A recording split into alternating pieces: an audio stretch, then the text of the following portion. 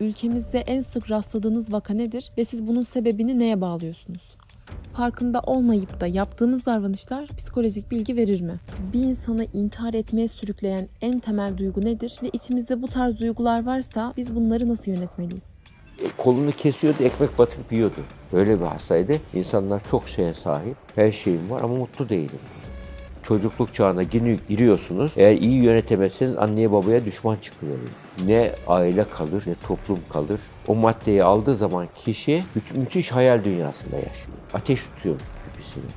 Ve bu şekilde tuvalet eğitimini öğrendiği için çocukta cinsel korkular ortaya çıkmış.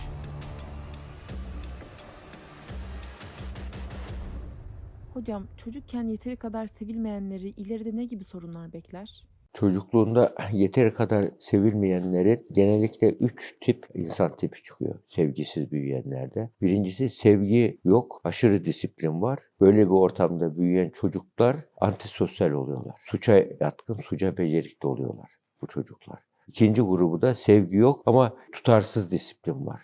Bir gün öyle, bir gün böyle davranıyorlar. Böyle durumlarda da kişilerde ortaya çıkan dengesiz kişilik, borderline kişilikler ortaya çıkıyor. Herkesi beni seviyorlar mı sevmiyorlar diye değerlendiren bir algı oluşuyor kişide. Üçüncü tipte sevgisiz ama gevşek disiplin. Çocuğun evde varlığının yokluğunun farkında değil. Her şeye izin veren eğitim, annelik babalık tarzı varsa çocuklar böyle büyük ihtimal her şeyi kolay elde ediyor bu çocuklar. Sevgi yok, ilgi yok. Bir müddet sonra ne oluyor? O çocuklar madde bağımlısı oluyorlar. Her şeyi kolay elde ettikleri için emek vermeden, yorulmadan elde etmek istiyorlar. Beyindeki ödül ceza sistemleri iyi gelişmiyor. Yani sevginin en önemli özelliği beyindeki ödül ceza sistemlerini geliştirir sevgi. Sevgi varsa ödül sistemi beynin daha havuzu büyük oluyor ve ondan sonra bunu daha iyi yönetebiliyor. Sevgisiz büyümüşse beynin ödül sistemi korkuyla hareket ediyor kişinin. Hayatı güvenli görmüyor, hayatı korkulu görüyor ve böyle durumda yalnız hissediyor kişiler. Bir insan psikolojisinin bozuk olduğunu nasıl anlar? Psikolojik uyumun 4 ana ölçütü vardır. Birincisi kendisiyle barışık olmak. İkincisi yakın çevre, aileyle barışık olması. Üçüncüsü sosyal çevreyle barışık olması. Dördüncüsü meslek hayatındaki barışıklık olması. Bu 4 alanda uyum varsa o kişi ruh sağlığı yerindedir. Böyle durumlarda psikolojik sağlamlık olarak da kabul ediyor. 4 alanda uyumluysa. Birinde ikisinde uyumluysa, diğerlerinde uyumsuzsa psikolojik sağlığı o anda kendini iyi hissetse bile psikolojik sağlığı er geç bozulacak demektir. Bunun için 4 alanda uyum öğrenmesi gerekiyor kişinin. Bu çok önemli. Psikolojik sağlığı şu an sağlıklı olmak değil, toplam psikolojik sağlık önemli. O da hayatın sonunda. O da hep gelecekle ilgili, vereceği kararlarla ilgili kişinin. Son dönemlerde psikolojik diziler revaçta ve insanların da ilgisi buna büyük. Bu gerçekten bir ihtiyaçtan mı kaynaklı hocam?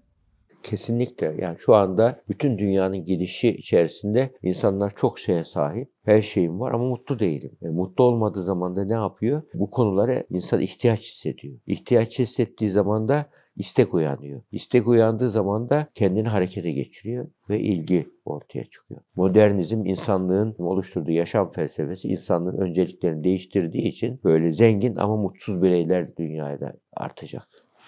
Bir anne çocuğuna İslamiyet'i anlatmaya hangi yaşta başlamalı ve çocuğun psikolojisi ne zaman buna hazır olur? Ne zaman anlatmaya başlayacağından daha önemlisi nasıl anlatması gerektiğini. Dinin 2 kısmı var.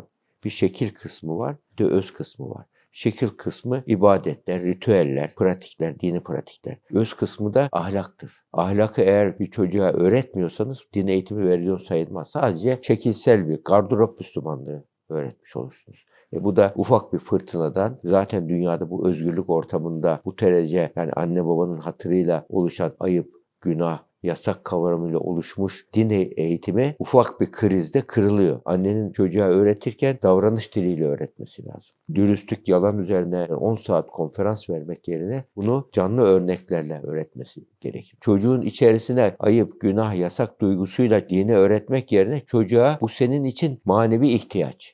Şu gerekçelerle ihtiyaç. Ahlaki öğretilere uymanın onun için ne derece faydalı olduğunu, bu senin hakkın bunu öğrenmek. Bu senin ihtiyacın. Bunu ben senin için öğren, benim için değil. Duygusuyla öğretmek gerekiyor dini değerleri. Hocam, aile içinde şiddet gören bir çocuğu ileride ne gibi psikolojik sorunlar bekler? Tabii şiddetin çeşitli türleri var. Mesela biz çocukluk çağı travma ölçeğine baktığımız zaman fiziksel istismar var, fiziksel ihmal var. Fiziksel istismar çocukta nedir? Çocuğu odaya hapsetmek. Neden? Gerekçelerini anlatmadan ceza vermek ona. Çocuk ne de anlar bunu? Haksız saldırı olarak algılar. Anneye karşı kin ve öfke gelişir. Bizde bir hasta olarak gelmişti. Çocukluk çağı travma alıştırdık. Ne çıktı biliyor musunuz? Çocuk annesi tuvalet eğitimi yaparken ateş tutuyormuş pipisine.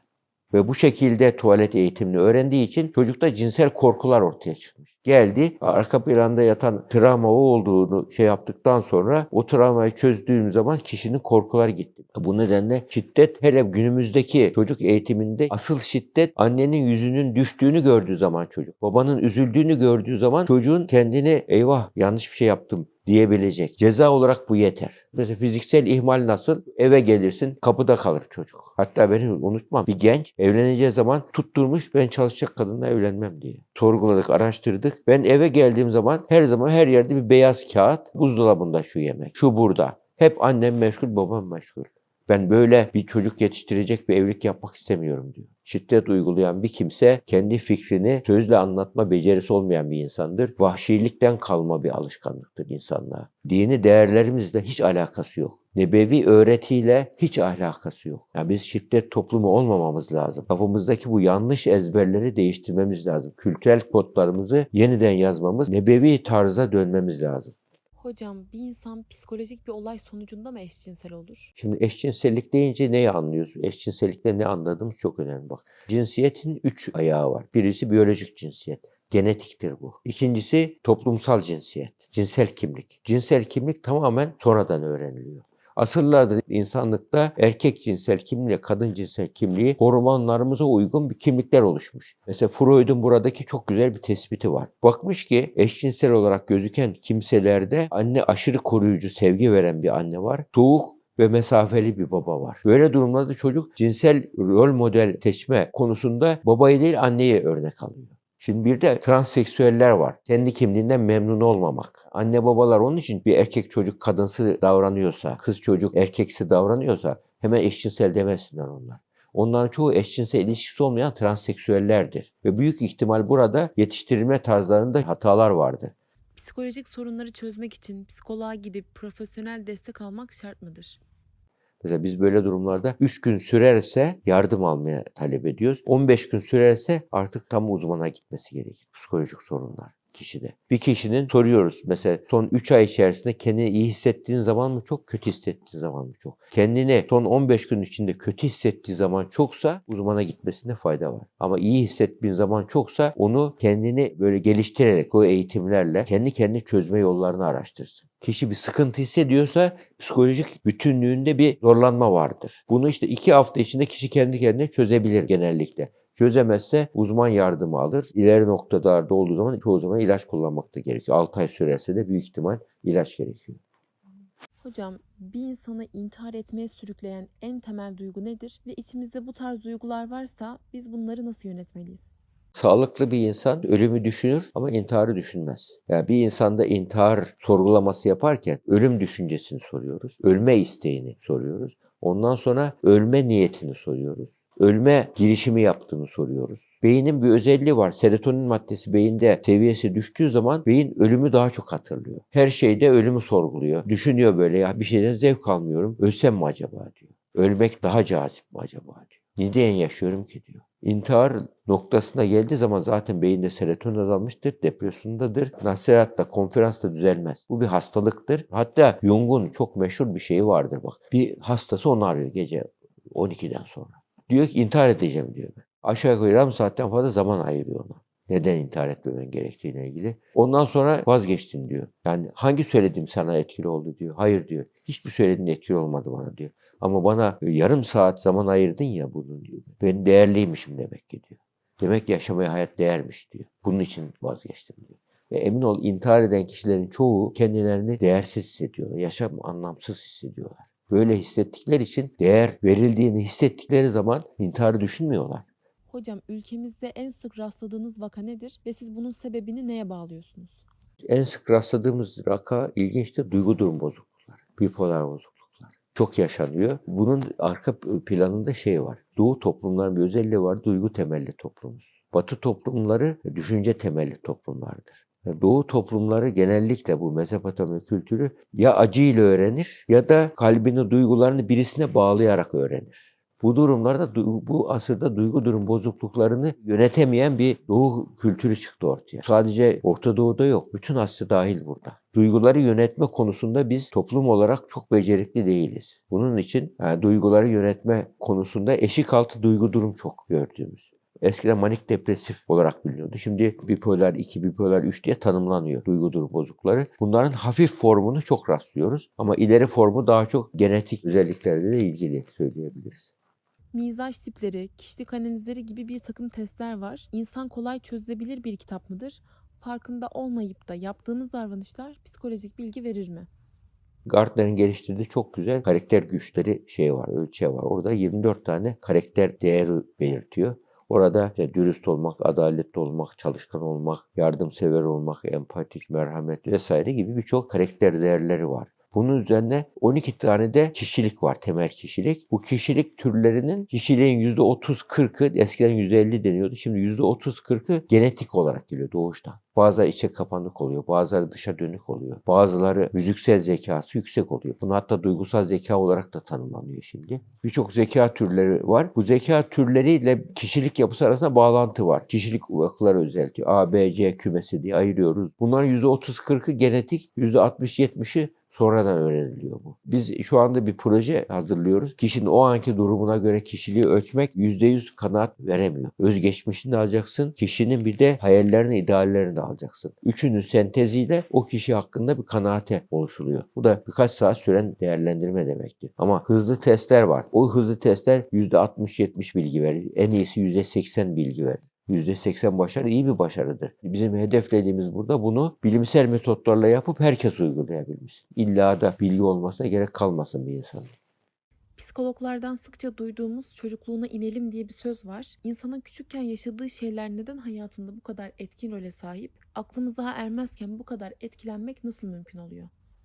Çocukluk dönemi 0-3 yaş bir insanın hayatında öğrendiği 100 bilginin %50'ye yakını 0-3 yaş arasında öğreniyor. 0-3 yaş arasında ne önemli? Annelik önemli. Ya da anne yerine geçen kişi, anne yoksa bile. Teke tek, güvenli, devamlı ve tutarlı ilişki. Bu ilişki varsa çocuk hayat güvenli diyor. Ben değerliyim, bana değer veriliyor diyor. Nasıl vücudumuzun, bedenimizin oligoelementlere ihtiyacı varsa bir insanın gelişen ruhunun da sevgiye, saygıya, değer verilmeye, dinlenilmeye ihtiyacı var. Bunları karşılamadığımız zaman bu çocuğun gelişen ruhunda, çocukluk çağında travmalar oluşuyor. Ve birçok ileri yaştaki hastalıklara bakıyoruz, çocukluk çağı travmalarıyla bağlantılı. Çocukluk çağı travmalarına da girmek, çocukluğuna inmek eski yöntem. Çocukluk çağına giriyorsunuz, eğer iyi yönetemezseniz anneye babaya düşman çıkıveriyor. Bu nedenle bizim burada çocukluk dönemi çağlarına girerken bu yeni terapi tekniklerinde biz psikolojik boyutu bunun nedir? Yara açmadan tedavi metodudur. Kişinin karakter güçlerini bulup zayıf karakter güçleri, gelişmiş karakter güçleri onların üzerinden o kişiyle özel tedaviler yaparak 10 seans, 20 seanslık o çocukluk dönemine inerek girmenin risklerini gidermiş oluyoruz. Bir kişinin hiçbir şeye hayır diyememesi ve kendine bir kimlik kazandıramamasının en büyük sebebi nedir? Genellikle çocukluk dönemindeki yetiştirilme biçiminde vardır. Hayır dersen sevilmezsin. Hayır dersen yalnız kalırsın. Hayır dersen mutlu olamazsın tarzında bu şekilde doğruların olduğu bir aile ortamında büyütülmüştür. Annenin babanın da tutum hataları şöyle oluyor böyle durumlarda. Çocuğa devamlı duygu sömürüsü yaparak büyütülüyor çocuk. Farkında olmadan çocuğa öyle bir şey veriliyor ki mesela bunu yapmazsan seni sevmem diyor. Annenin sevgiyi bir sopa gibi kullandığı, annelik rolünü tehdit olarak kullandığı, babalık rolünü tehdit olarak kullandığı ve bunu maalesef iyi niyetle yaptığı durumlarda. Dediğimi yapmazsan hakkımı helal etmem sana.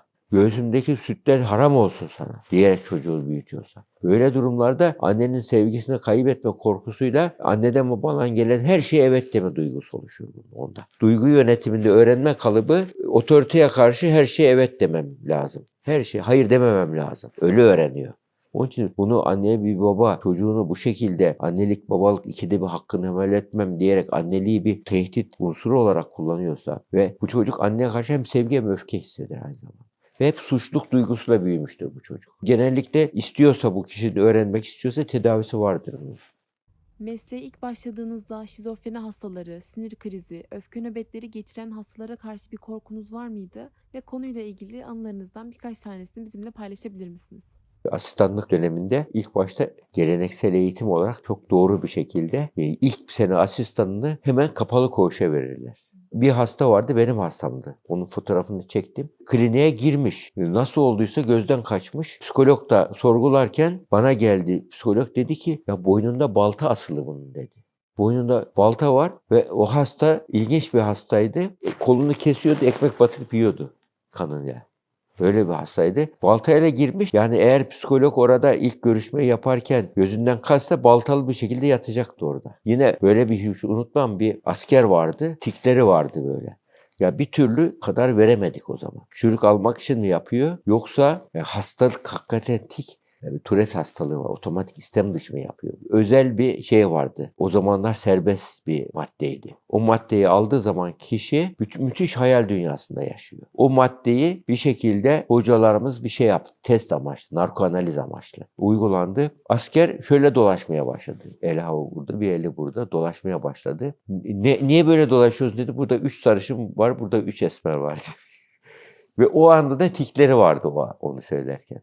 Yani madde beyninde hayal dünyasını açığa çıkardı. Ve o arada da tikleri devam ettiği için bu çocuk hastalık dedik. Başka çare kalmadığı için uygulanan bir demeydi. Piyasada olan bir ilaç olduğu için özel kullanımlı bir ilaç. O kullanabildi. Şimdi yok mesela. Yasal değil. Şu anda yapmak istesek yapamayız onu. Yapılan yanlış evlilikler, tanık olunan ağır travmalar ve peşinden gelen korkular. Belki karşımıza iyi insanlar çıkacak ama birine güvenmek çok riskli geliyor. Acı çekmekten korkuyoruz diyen biri bu psikolojik problemi nasıl aşabilir? Tabii için şu dediğiniz çok komplike bir problem. Yani bir iki güzel sözle, nasihatle düzelmez. Böyle durumlarda şu anda dünyadaki 3 türlü tedavi var. Bak, biri minimum tedavi, ilk basamak tedavi. Yani pratisyene gidilir, bir ilaç kullanır, geçiyor. Geçme ihtimali çok, birçok psikiyatri problemi.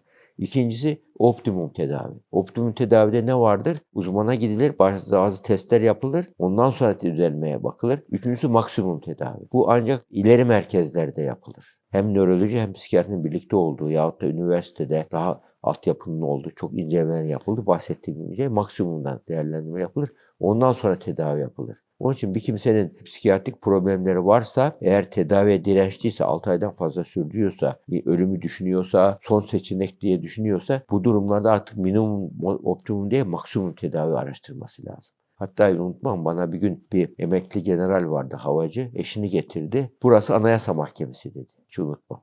Yani bütün hukuk sürecini tükettik. Siz bizim hanımı ne yapın düzeltin gibi noktaya getirdi. Gerçekten de biz yaptık, onu testleri yaptık, ilacını ayarladık. Çok şükür düzelmişti o vaka mesela. Bunun gibi, ama bütün bu incelemeler gerekiyor onun için. Hocam, özellikle gençler olarak kişiye, eşyaya, maddeye bağlanıyoruz. Bu aşırı bağlanma duygusu bize zarar veriyor. Bunun psikolojik nedeni nedir ve bu duyguları nasıl doğru kullanabiliriz? Tabii insanda temel duygulardan birisi de bağlanma duygusudur. Bağımlılıkla karıştırılıyor. Bir çocuk doğduğu zaman bağlanma duygusunu ilk bağlanma nesnesi annesidir onun.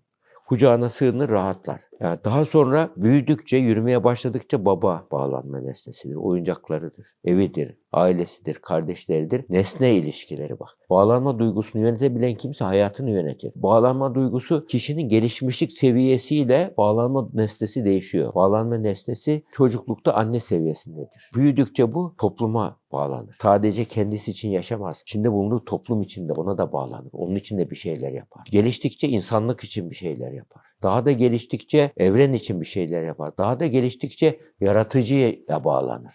Her şeyi bilen, her şeyi kontrol eden, kadiri mutlak olan, gücü sınırsız olan, iradeyi sınırsız olan, ilmi, hikmeti sınırsız olan, her şeyi kontrol edebilen. Tanrısallık demek kontrol edebilirlik demektir. Bağlanma duygumuzu böyle bir bağlanmaya bağladığımız zaman zindanda da olsa mutlu olursun, sarayda da olsa mutlu olursun. Nerede olursa olsa mutlu olmayı başarırsın. Bu zamanın Mevlana'sını olmak istiyorsak o zamana gitmeyelim. Bu zamanda bu dediğimizi hayata geçirelim. Bağlanmanın verdiği teselliyi, huzuru, güveni hissedelim. Emin olun, kimse sizi mutsuz edemez.